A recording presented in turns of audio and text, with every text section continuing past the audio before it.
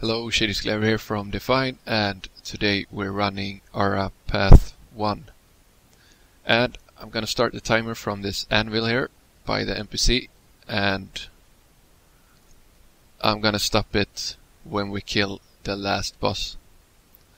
So at this first point, just pulling away those mobs there, because you might trigger them if you move. When you're gonna move inside this door here. So anyway, once again I am running with the Mesmer, because I think it has an important part in Arah. So I wanted to show off the perspective of how I'm using it, and I played a lot on the warrior lately, so I think it's good to get some tips out here as well. At this first point I'm gonna take care of the turns, and I'm putting feed, and they will be different all the time, so you just need to it can be kind of hard. As you see now, I don't have any reflection left, so I might just have to wait till I get the feedback back, because I try to throw out 3 illusion, but they die so fast and I get blind when I'm throwing out my warden. So I just have to wait for feedback there. While I am doing this, the other guys are fighting the boss. The thief pulled him and they jumped up this very famous corral up here. And meanwhile, they're not gonna need me, so I'm just putting out the portal. And we'll run to this corner here. And when they say he dies, I take the portal right at once. I pick up the orb and I leave it, and you have to wait. I'm trying to portal back just seconds before they start, because I will have 1 dodge left there, and then I will try to use the blink to them. So I use one dodge when I pick up the orb, then I take the portal, drop it, wait a few seconds, take it back, dodge, get into a safe spot, and portal. At this point we stealthed past all the mobs there, and I try to pull back the drakes there, because they will keep following us. Even if we're in stealth, we have the NPC that are not stealthed, but this works really fine to do this. And meanwhile, one of the warrior Tyr pulled started an event, so we buff up might, because you got a lot of good percent damage here, so it's nice to have the might up.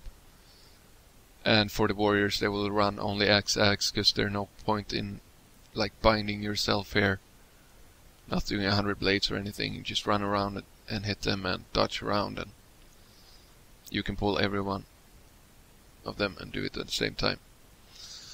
So we screwed up a bit there. One of us went down. I thought I was almost dead too, so I couldn't do anything since I had a portal and couldn't re-equip anything else. Then I just said, okay, I'm moving a bit ahead, and I will give them portal here, so that saves a bit of time from what we lost there.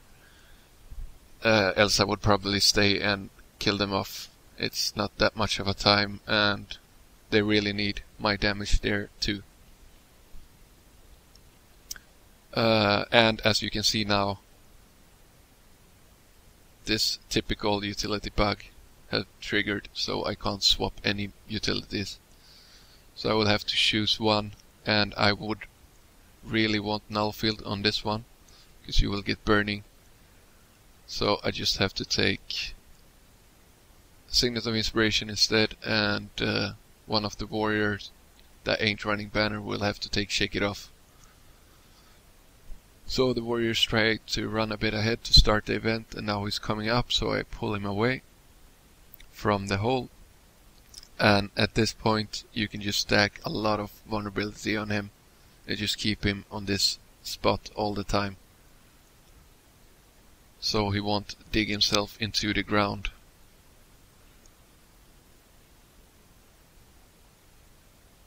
and all the warriors are running throw bolas. Two of the warriors also have the longbow equipped, and I can also immobilize a little bit with the number 3 on sword. So we have far enough immobilized, but we just want to make sure that he really don't go down into that tunnel, because then you will lose a lot of time.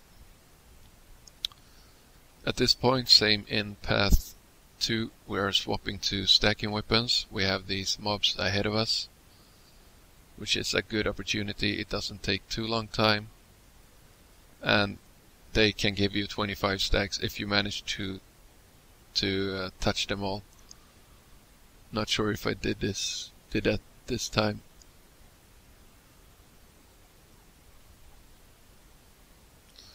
Yeah, I managed to get 25 stacks, and that's really good when you're gonna fight Lupicus. The Mesmer wants those stacks. We can swap back to our other weapons. And just run past the other mob there, and this will be most the same as in path 2. We're gonna stealth just before we jump down here, so we can run past everything without getting into combat. The turrets and all the mobs here. At this point, you can lose a lot of time if you pull something. There's something is throwing at us, so I just pull him in, wait a few seconds because he didn't reach us there, and I can just pull everything in, and we can kill everything at the same time. Just a quick look back, and everything looks fine. So we got a really good loopy on path 2 actually, and we're stacking up might. Maybe the banners came a bit far away there. I'm trying to move one of them at least, and always dodge in the beginning because he might as well kick. So it's safer to just pull off a dodge there unless someone gets kick, and if it's the thief, he will insta-die. So again, I'm using stability, and we won't get knocked down by the worm or the grab. And at this point, throw out feedback. I only had 2 illusions, 1 at some time, but it's a pretty good one as well. And here we aren't as lucky with the RNG. He goes up into the air at the same point. I'm putting out the time warp,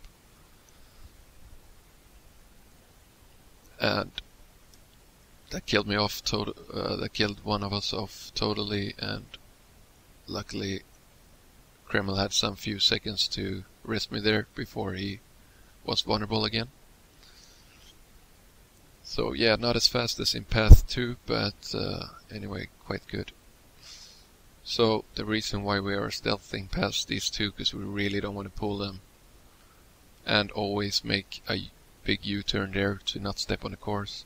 And we're gonna use stealth again because this run is a lot harder. So there's a lot of mobs here. So anyway, you can see how good it is to bring a thief on path 1. We bring it on all Arah path, but for path 1 I think it's most important to have one.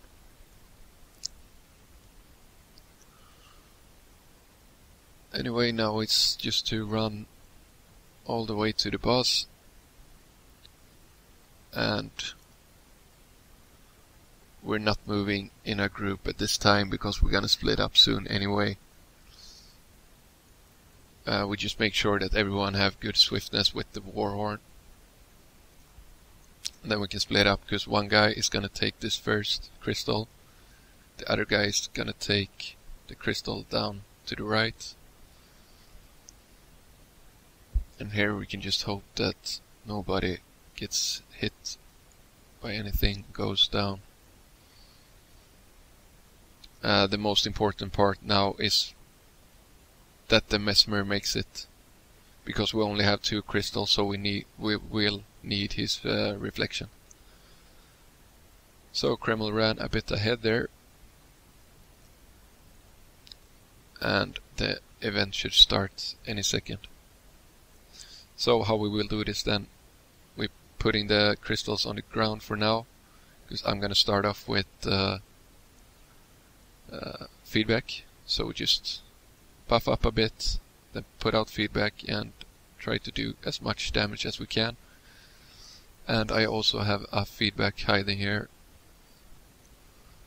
He will die in like one punch, but he stays up now, so we can just hide behind him. That's really good.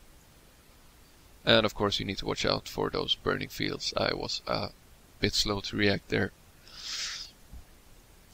So there goes the boss, and that took us 10 minutes 47 seconds, so I think that is a really good run, and there's still stuff that we can of course gain more time on, but I think this one is really good, and I hope I teach you guys some basic things.